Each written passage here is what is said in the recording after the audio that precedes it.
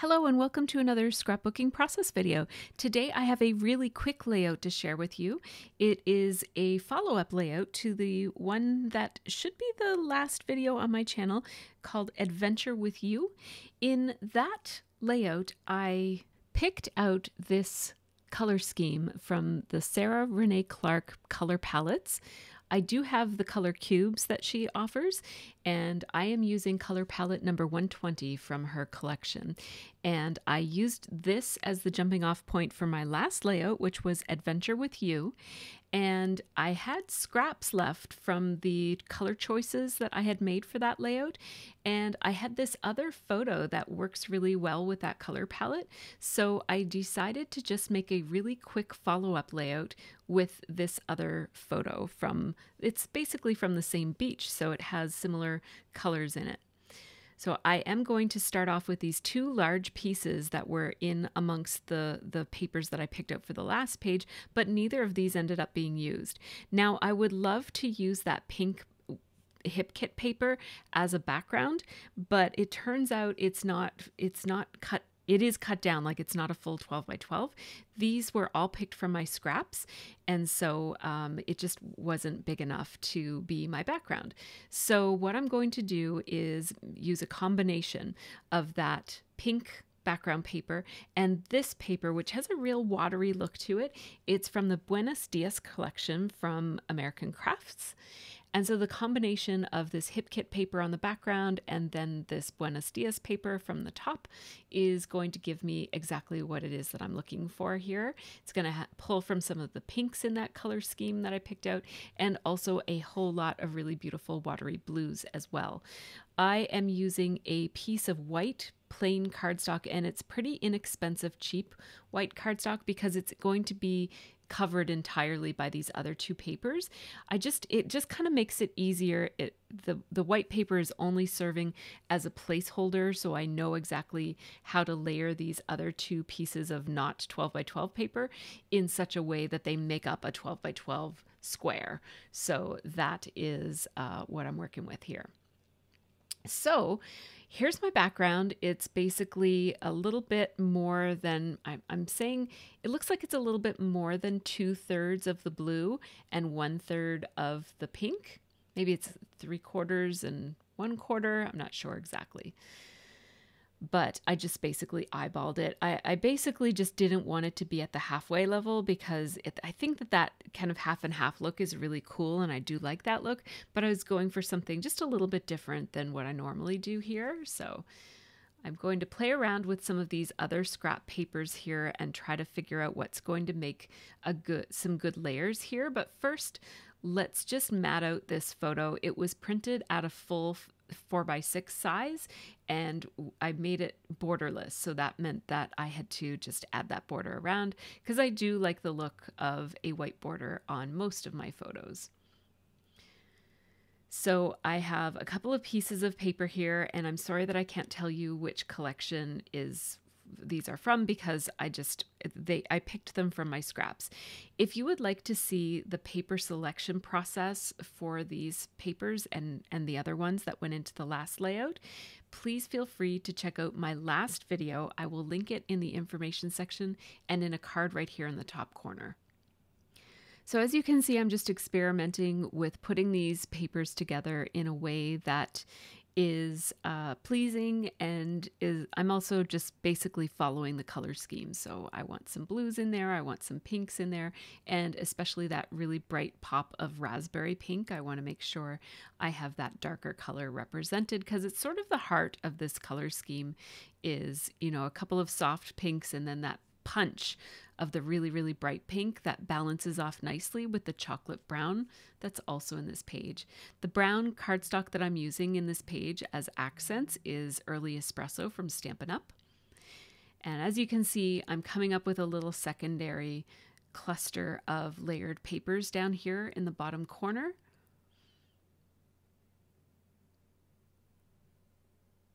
And I'm just going to trim this down a little bit because I like those polka dots, and I think I might want to use them in another page. So rather than using up the entire scrap here, I decided to just cut out the chunk that's that would be behind the photo, so I could use it on another page.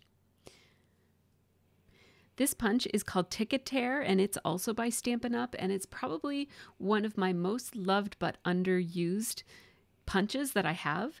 And so I've actually made a point of leaving it out on my desk so that I can try to use it on future layouts, because I really, really love that pattern that it creates.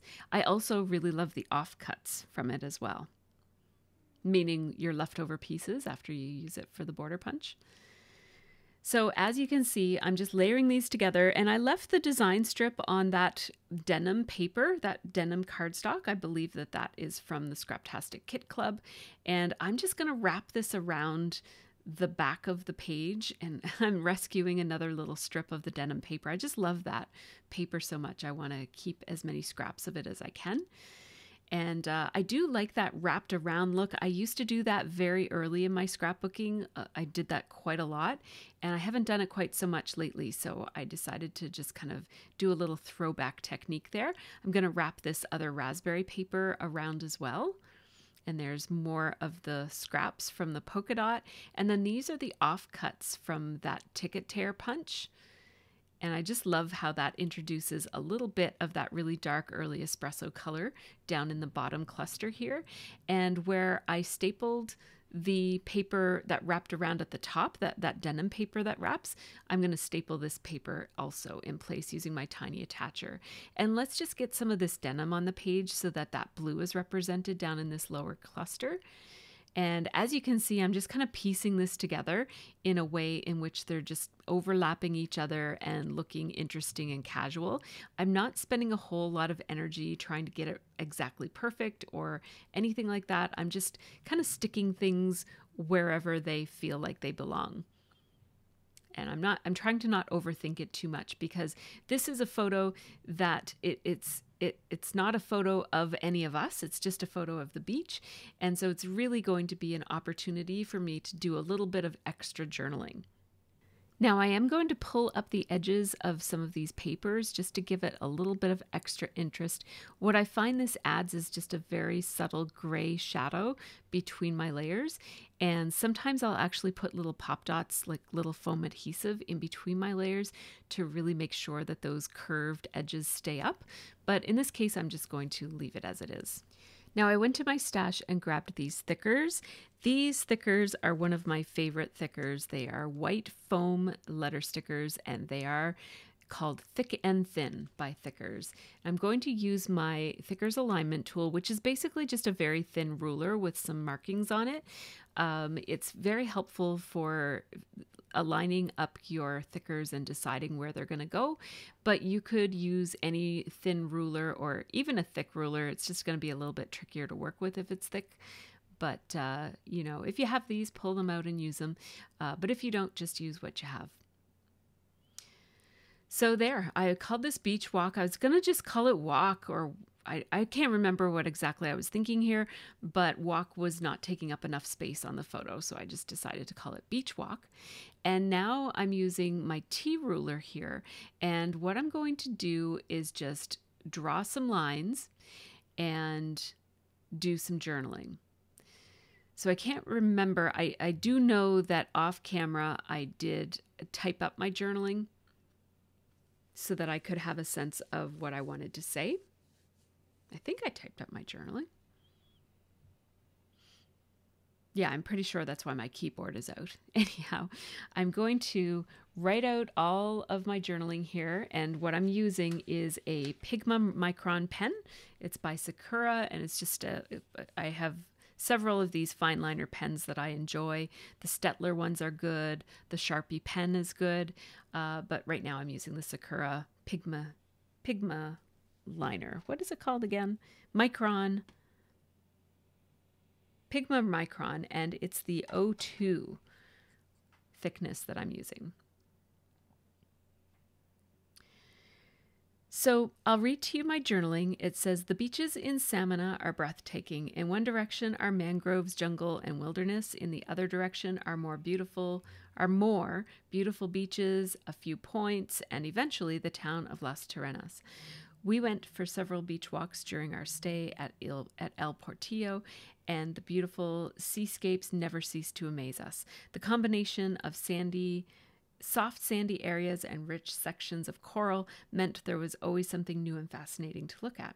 The homes along the beach on the way to Las Terrenas captured our imaginations with their open air cooking and eating areas and roll down enclosures to open living areas, and kept us wondering what it would be like to live here. The swing hanging from the palm tree on the way to town was a fun stopping point for photos. We will be back for sure. So my goal here was basically just to try to document some of those memories of the things that we did on our walks without necessarily being 100% just kind of like boring. We went here this day, we went here the other day, we went here this day. It's more about a combination of journaling for all of the walks. We were there for 7 days. We took probably 5 or 6 different pretty lengthy walks. And so this one photo and this one amount of journaling kind of covers all of them. And then I will probably go back and do some more detailed journaling and scrapbooking, perhaps in Project Lifestyle or perhaps not, of our specific trip to Las Terrenas, because we walked there one of the days and that was, a whole lot of great memories, and I've got a bunch of other photos for that. So now that I'm getting down here, I'm just drawing more of these lines, and I'm just using my regular T ruler to do so, and I'm drawing the lines pretty faintly with my pencil. And that's just a Bic pencil, like just a plain mechanical pencil. It's nothing special. And now I'm taking my eraser here, and this is just a white eraser. And one of the things that I love about these Pigma Micron markers is that they're really rich, dark black ink. And when you erase over it, as long as you erase over it fairly gently, it doesn't fade the writing. So I'm using my Stettler white eraser here, and any white eraser will do it. There might be other kinds of erasers that work well too, but I do find that the pink ones that are a bit gritty are not great for this because they will wear away at the patterned paper as well as your markings. So you might get more fading if you used like a regular pink eraser from school. So now I'm just going to add this ruler date stamp.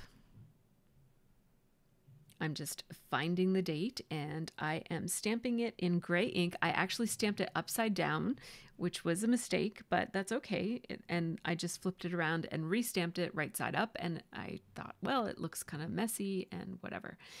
I thought for a minute here about embellishing this. And so I took out these I believe are Ali Edward chipboard embellishments, probably from a scrapbooking kit, like from one of her quarterly scrapbooking kits.